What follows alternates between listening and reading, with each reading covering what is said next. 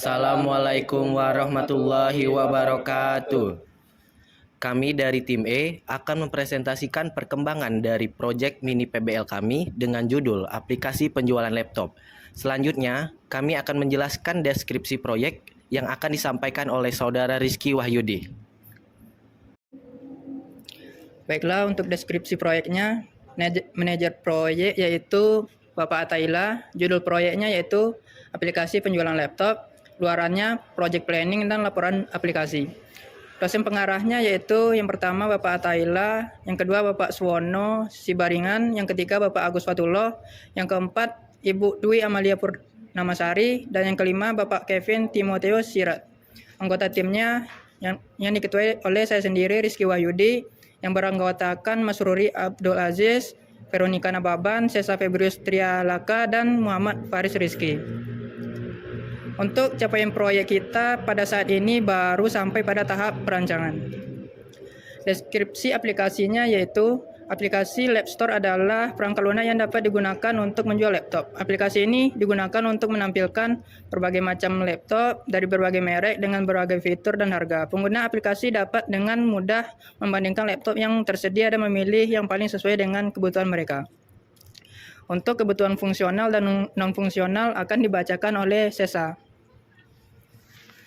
Baiklah, terima kasih. Untuk kebutuhan fungsional aplikasi yang kami buat untuk admin, yaitu admin dapat login menggunakan username dan password, admin dapat menambahkan barang ke dashboard, admin dapat menghapus barang dari dashboard, admin dapat memanipulasi data perjualan seperti harga, diskon, dan lain-lain, admin dapat mengkonfirmasi pembelian, admin dapat melakukan proses logout.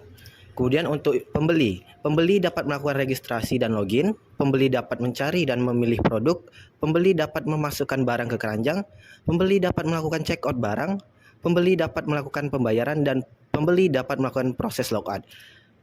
Selanjutnya, kebutuhan non-fungsional. Sistem dilengkapi dengan username dan password user atau admin dan pembeli. Aplikasi memiliki tampilan UI UX yang user friendly sehingga mudah dipahami. Aplikasi dapat diakses kapanpun kecuali ketika sedang dilakukan maintenance pada saat sistem aplikasi.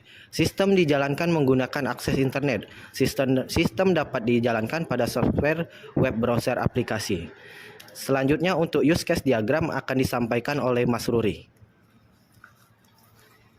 Baiklah, saya di sini akan menjelaskan tentang use case diagram. Yang pertama, use case untuk admin, dia bisa melakukan login. Setelah login, dia bisa menambahkan produk, menghapus produk, mengelola pembayaran, memanipulasi data, mengkonfirmasi pembeli, dan melakukan logout. Untuk use case pembeli, dia dapat melakukan login atau registrasi, mencari barang, memasukkan barang ke keranjang, melakukan check out, melakukan pembayaran, dan melakukan logout. Untuk activity diagram akan dijelaskan oleh Saudara Sesa. Baik, terima kasih. Untuk activity diagram penjual, di mana mulai dari admin dapat login menggunakan password dan username. Kemudian sistem memverifikasi apakah username dan password itu benar atau salah. Jika salah, maka sistem akan mengarahkan kembali ke login. Jika benar, sistem akan menampilkan dashboard. Nah, di situ admin dapat melihat data-data transaksi, produk, dan penjualan. Nah, di situ admin juga dapat melakukan manipulasi data dengan menambahkan produk, menghapus produk, mengedit produk, atau menambahkan data-data lainnya. Sehingga saat admin melakukan manipulasi data tersebut, sistem memproses. Jika proses itu disetujui oleh sistem akan menampilkan kembali data-data yang telah diperbarui. Kemudian admin dapat juga melakukan logout atau hanya menyelesaikan aktivitasnya di situ saja. Nah, selanjutnya untuk aktivitas yang dilakukan oleh pembeli. Pembeli di awal dapat melakukan registrasi ataupun login. Jika belum memiliki akun, pembeli dapat melakukan registrasi dengan memasukkan data-data yang telah diminta seperti email dan lain sebagainya. Kemudian sistem memverifikasi apa data itu dapat digunakan. Jika tidak, maka akan kembali lagi ke halaman registrasi. Jika benar, maka akan diarahkan ke halaman login. Kemudian untuk login, memasukkan username dan password. Jika username dan password disetujui oleh sistem kebenarannya, maka akan diarahkan ke menu utama, di mana pembeli dapat melihat, mencari produk-produk yang diinginkan. Sehingga saat pembeli mencari, maka sistem akan menampilkan produk-produk tersebut dan pembeli dikasih kesempatan apakah dia ingin langsung men-check out barang tersebut atau memasukkannya ke dalam keranjang. Kemudian dia juga bisa langsung menyelesaikan aktivitasnya, logout ataupun menyelesaikannya. Untuk check out, ketika dia melakukan check out, dia akan melakukan pembayaran. Pembayaran tersebut akan disetujui oleh admin sehingga sistem menyetujuinya. Seterusnya dia akan menerima invoice dari pesanan yang dia berikan. Kemudian dia pun berhak melakukan logout ataupun tidak. Oke, selanjutnya yaitu flowchart yang akan dijelaskan oleh Bang Rizky Wahyudi.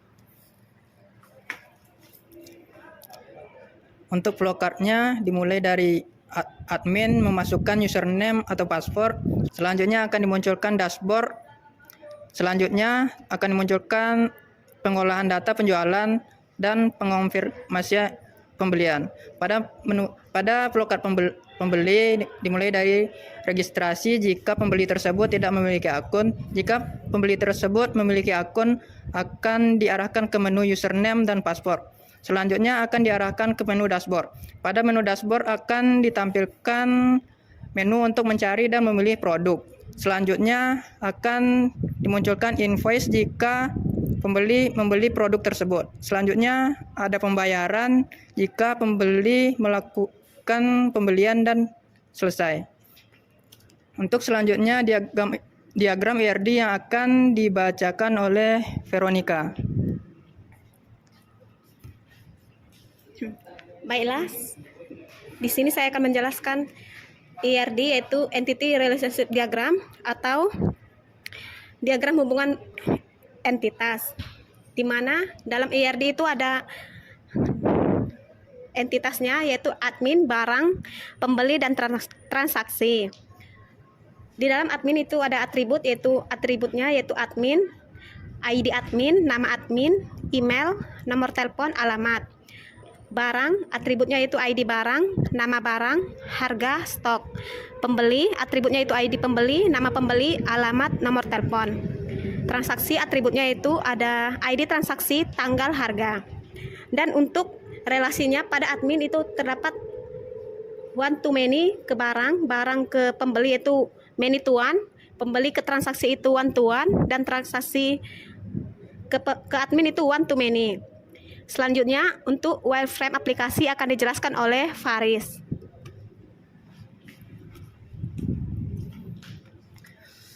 Pada wireframe aplikasi, ini adalah rancangan dari mockup aplikasi.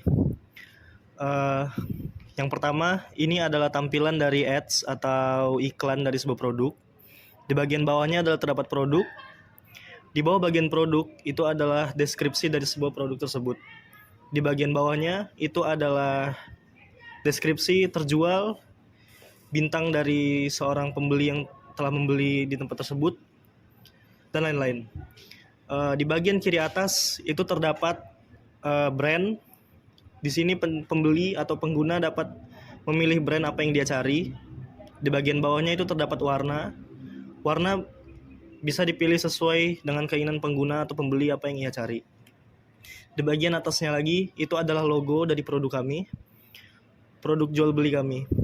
Yaitu di bagian kanannya itu adalah kategori apa yang ingin pengguna atau pembeli cari.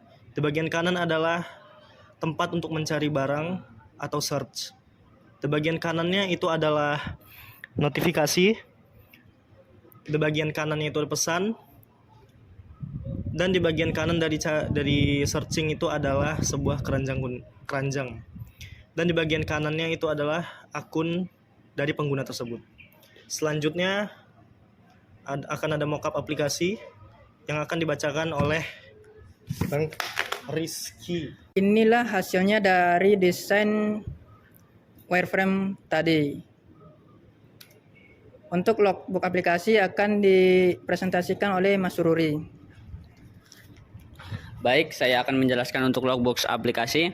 Logbook aplikasi pertama dari tahap perencanaan. Tahap perencanaan dibagi lagi menjadi menyusun proposal project kami mulai dari tanggal 30, finish di tanggal 1. Terus kami mulai lagi untuk membuat project planning kami mulai di tanggal 1 September, finish di tanggal 3 September. Untuk kebutuhan fungsional dimulai dari tanggal 3 September dan finish di tanggal 5 September. Kebutuhan non fungsional dimulai dari tanggal 6 September dan finish di tanggal 9 September. Untuk bagian analisis, kami mulai untuk use case diagram di tanggal 9 September dan finish di tanggal 12 September. Untuk activity diagram kami mulai di tanggal 13 September dan finish di tanggal 17 September. Untuk flowchart diagram kami mulai di tanggal 18 September dan finish di tanggal 21 September. Untuk ERD kami mulai di tanggal 22 September dan finish di tanggal 25 September.